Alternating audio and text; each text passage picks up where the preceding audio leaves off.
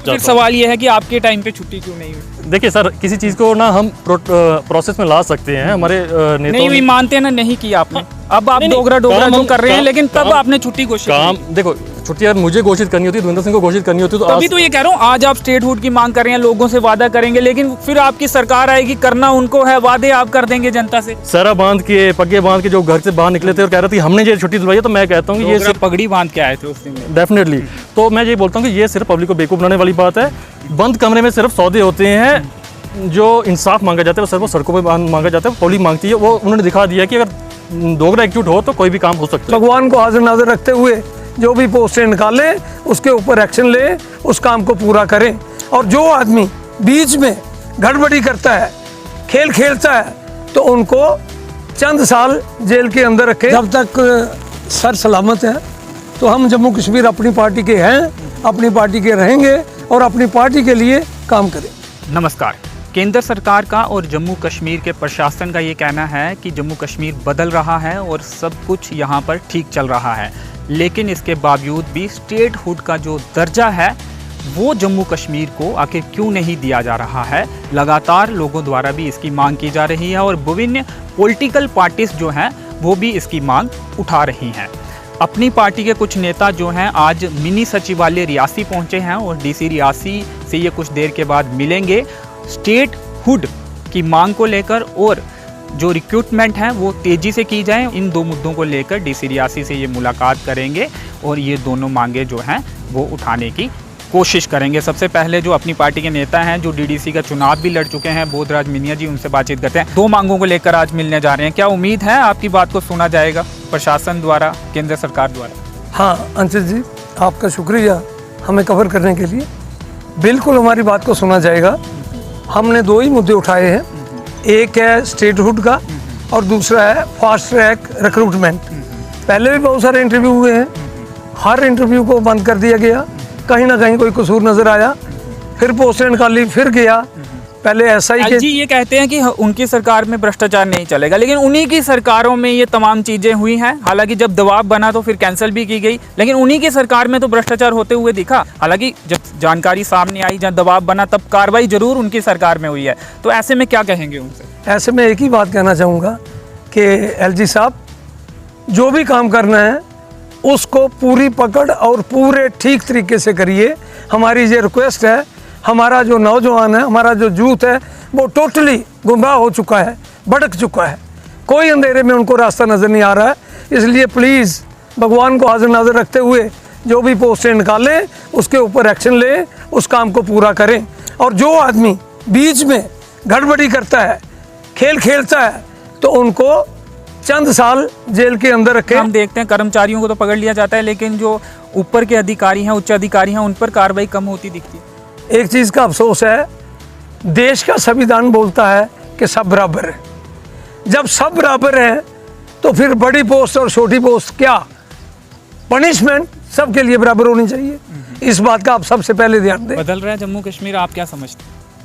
कुछ तो बदला होगा, कुछ तो काम प्रशासन ने, केंद्र सरकार ने जम्मू कश्मीर में किया होगा, और उनका ये दावा रहता है कि पत्थरबाजी की घटनाएं ना के बराबर है। मैं थोड़ा सा बात करूंगा जो छुट्टी लेने की बात, जैसे अभी महाराजा हरि सिंह जी के जन्म दिवस पे छुट्टी के मुद्दा था।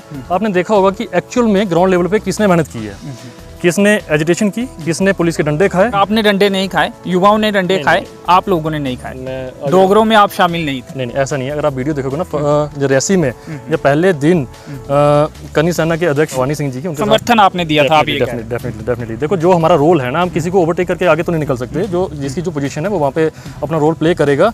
मैं ये कह रहा हूँ कि देखो, काम कोई करे और सारा किसी के सर पे बंधे, ये चीज़ अच्छी नहीं है। उनको पता था, अगर उनको लगता है कि भाई स्टेट हमारी है, वो गवर्नर साहब हमारे हैं, एलजी साहब हमारे बैठे हुए हैं और हमने ये छुट्टी दिलवाई है, तो यार इतना फ्रस्ट्रेट करने की क्या जरूरत थी?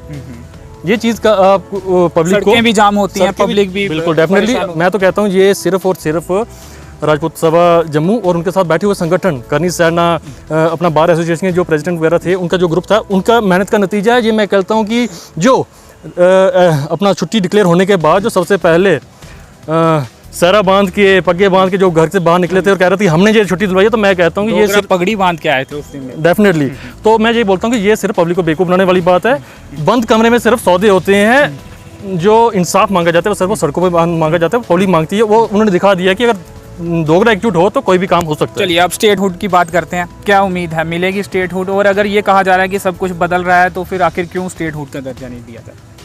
और अपनी पार्टी आखिर क्यों सड़कों पर नहीं दिखती इन तमाम मुद्दों को लेकर, चाहे फास्ट ट्रैक नौकरियों की बात हो या स्टेटहुड की बात हो और तमाम मुद्दों की बात हो? तो आप कहाँ पे हैं? आप अपोजिशन है ना, तो आप अपोजिशन की भूमिका क्यों नहीं निभाते हुए दिखते? नहीं, ऐसा नहीं है कि हम अपोजिशन की भूमिका नहीं निभा रहे हैं। ऐसा है कि आपको लगता है जिस तरह से आप निभा रहे हैं उससे काम चल पाएगा, उससे दबाव बनेगा सरकारों पर और ये मुद्दे हल होंगे? डेफिनेटली मैं आपको एक चीज़, जिस तरह से ये छुट्टी की मांग उठाई गई उस तरह से आप तो इन मुद्दों पर नहीं बोल रहे हैं ना, ये तो आप मानते हैं ना?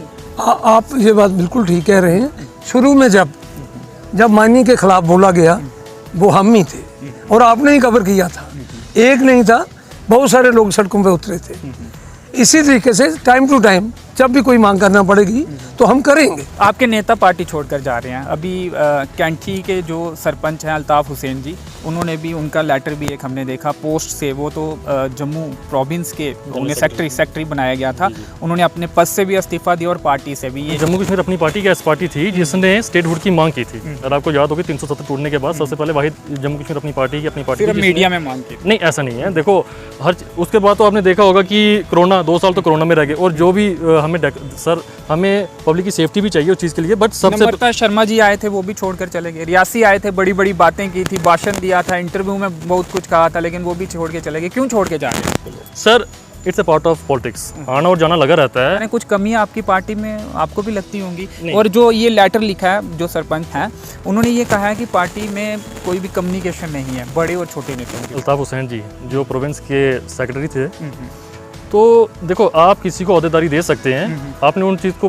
आपने उनको अहदा दिया हुआ है और ये अब उनकी रिस्पॉन्सिबिलिटी कि उस चीज़ को कोऑर्डिनेशन उन्होंने अपनी टीम के साथ, अपने सीनियर टीम के साथ कोऑर्डिनेशन बढ़ाना उनका काम है। सर जनरल पब्लिक या वर्कर का काम उन चीज़ को लेकर नहीं है, ठीक है, ये कोऑर्डिनेशन उन्होंने बिठाना है। अगर कोई दिक्कत परेशानी है और उन्हें लगता है कि रिज़ाइन ही एक अल्टरनेटिव है तो उस चीज़ को हम, देखो वो बहुत सुलझे हुए इंसान है, उन्होंने जो भी डिसीजन लिया होगा बहुत सोच समझ के लिया होगा। जब तक सर सलामत है तो हम जम्मू कश्मीर अपनी पार्टी के हैं, अपनी पार्टी के रहेंगे और अपनी पार्टी के लिए काम करेंगे। जी, मोहम्मद अकरम जी छोड़कर चले गए, 2 BDC छोड़ कर चले गए, क्या फ़र्क पड़ेगा? क्योंकि समर्थन जब आप कांग्रेस में थे आपके नेता और आप तमाम लोग तब आपको दिया करते थे। जी, जब हम कांग्रेस में थे तो वो एक हमारे एक फैमिली मेम्बर थे। तो मैं आपको बता दूं कि आफ्टर MP इलेक्शन उनका DDC इलेक्शन में आपने देखा होगा कि अकरम जी ने NC कैंडिडेट को सपोर्ट किया था, ठीक है, और बहुत सारे जो नेता ने रिज़ाइन किया हुआ है वो तो या तो PDP के थे या NC के थे, या जैसे मोहम्मद असलम जी जो सरपंच हैं वो तो उन्होंने तो अभी रिसेंटली ज्वाइन किया था आम आदमी पार्टी। तो मैं ये कहना चाहता हूँ कि बहुत थोड़े लोगों ने ये किया हुआ है, बट अपनी पार्टी में से कोई भी आगे पीछे नहीं हुआ है और वैसे भी 6-7 अपने सारे ये गए हुए हैं।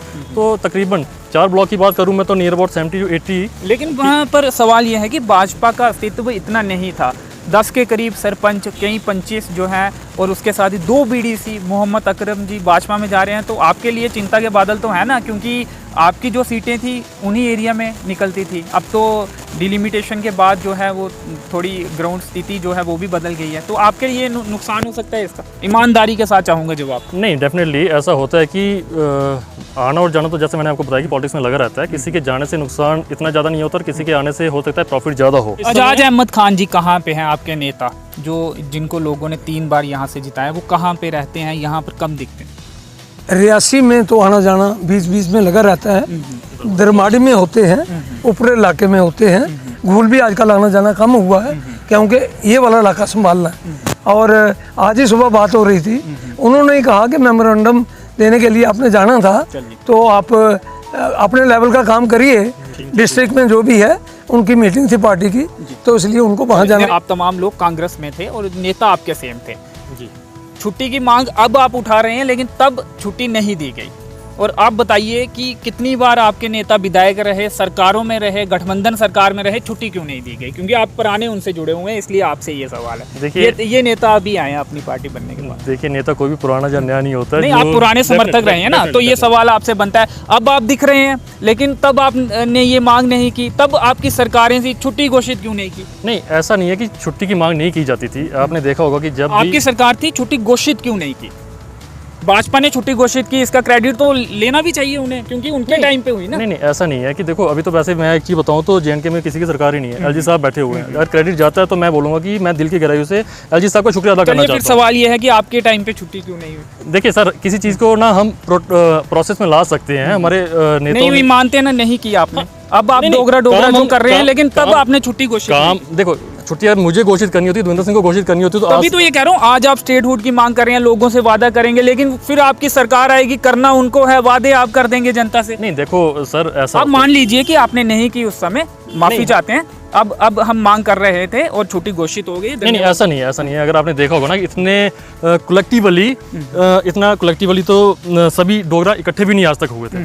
ठीक है, ये दिल की आग थी जो एक ज्वालामुखी बन के बाहर निकली है, तो डिसीजन होते हैं। क्रेडिट भी नहीं देंगे और अपनी गलती भी नहीं मानेंगे। नहीं गलती क्योंकि तो आप सरकारों में रहे हैं, इसलिए आपसे सवाल बनते हैं। नहीं बिल्कुल, ये आपका कहना बिल्कुल दुरुस्त है कि हम सरकारों में रहे थे, ये काम होने चाहिए थे, मगर किसी कारणवश अगर नहीं हुए हैं तो चलो, मैं आज भी मानता हूँ डोगरा इकट्ठा हुआ है, ये बहुत खुशी की बात है। और उन्होंने थोड़ा ये क्रेडिट तो भाजपा को बनता होगा। उनको किस बात का? एलजी साहब को केंद्र सरकार के नहीं, केंद्र उन्होंने सर- भेजा है, उन्हीं के नेता रहे हैं, MP रहे हैं, उस हिसाब से तो आप देखोगे यहाँ पे सरकार भी- मंत्री रहे हैं, वो केंद्र में मंत्री बिल्कुल भी बिल्कुल, और उस हिसाब से देखोगे तो यहाँ पे सरकार भी फिर बीजेपी की है। अगर बीजेपी वाले किसी चीज को करना चाहते हैं तो फिर मैं बोलता हूँ कि चलो ठीक है, रहे। जितनी भी कमियां, फिर जिम्मेवारी भी उनकी। हाँ बिल्कुल बिल्कुल। नारे दिए जा रहे हैं, ग्राउंड पर इतने काम जो है वो नहीं हो रहे हैं, पार्टी का प्रचार हो रहा है, लोगों को सुविधाएं नहीं दी जा रही हैं। अपनी पार्टी के नेता जो हैं, दो मुद्दों को लेकर आज मिनी सचिवालय रियासी पहुंचे हैं। कुछ ही देर के बाद कोशिश करेंगे ये DC रियासी से मिलने की और उनके जरिए अपनी बात जो है LG प्रशासन तक पहुंचाने की। तो चलिए फिलहाल इस इंटरव्यू में इतना ही, मुझे दीजिए अनुमति, धन्यवाद।